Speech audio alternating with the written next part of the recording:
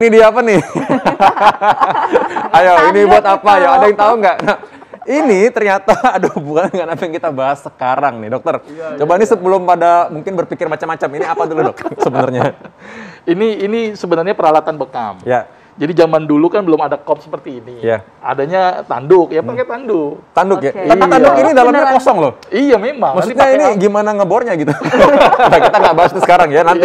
Oke. Nah sekarang jadi akhirnya sebenarnya zaman dulu pakai ini, ya. Lalu sekarang udah pakai gelas, ya? terus kemudian yang terbaru lebih keren, pakai kop. Oh ini coba dokter Nisa coba angkat dulu biar orang lihat. Ini contoh seperti ini kop yang sudah modern, artinya bisa disterilisasi. Oh, oke. Ya kan, kalau ini kan agak sulit nih kan. Ya.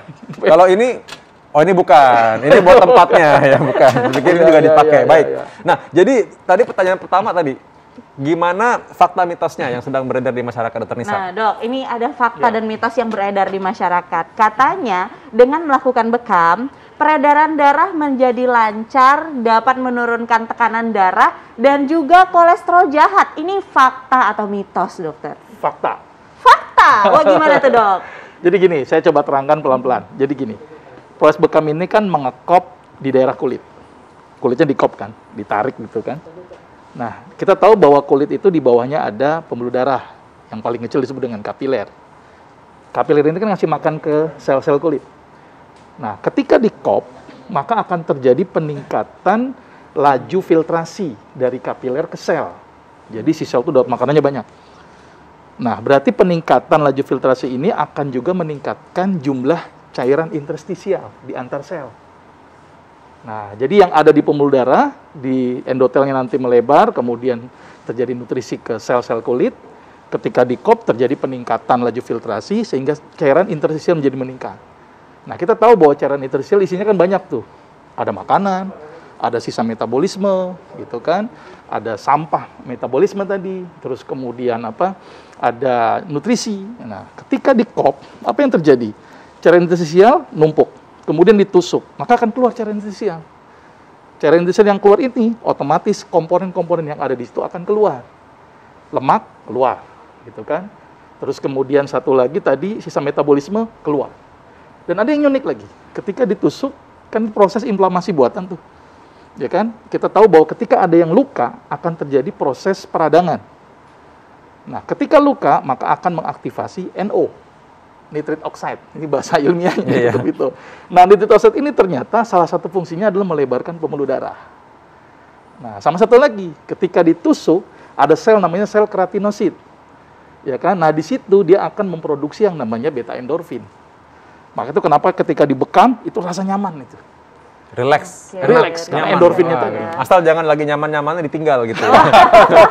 Kasihan soalnya. Perasaan dong sakit. Iya. Nah, berarti ini kita akan lebih lanjut lagi nih bahas soal ini nanti ya makanya. Tapi dengan diselingi fakta mitos ya. Ini ada lagi nih. Ada yang beranggapan kalau bekam ini katanya bermanfaat untuk membuang racun dalam tubuh. Tadi sedikit disinggung nih. Tapi ini fakta atau mitos? Fakta. Kita lanjutin tadi ya. Tadi sebenarnya udah bahas sedikit ya. Sudah saya terangkan di awal tadi. Jadi zat sisa metabolisme tubuh yang harusnya dibuang dengan proses lewat ginjal, lewat pernapasan, ternyata dengan bekam itu sebagian terbuang. Karena tadi bekam mengeluarkan cairan interstisial. Berarti apa yang ada di interstisial maka akan terbuang.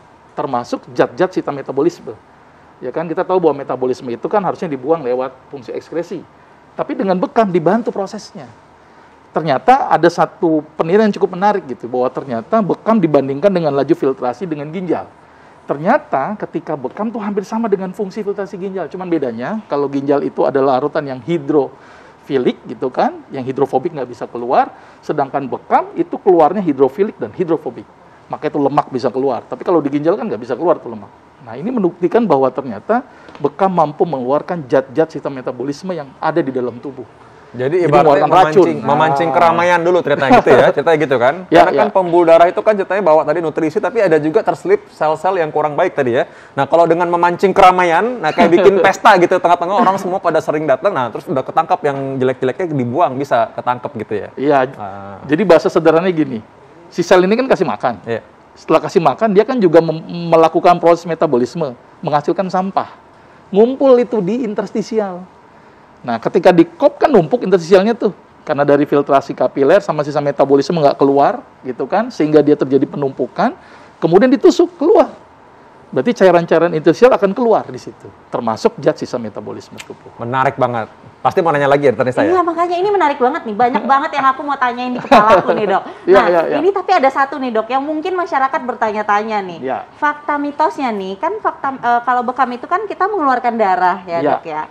Nah, katanya nih, darah bekam orang yang merokok akan lebih pekat karena racunnya yang keluar. Ini fakta atau mitos? Tapi tunggu dong, jangan dijawab dulu biar semua pemirsa penasaran kan. Tetap di Hidup Sehat.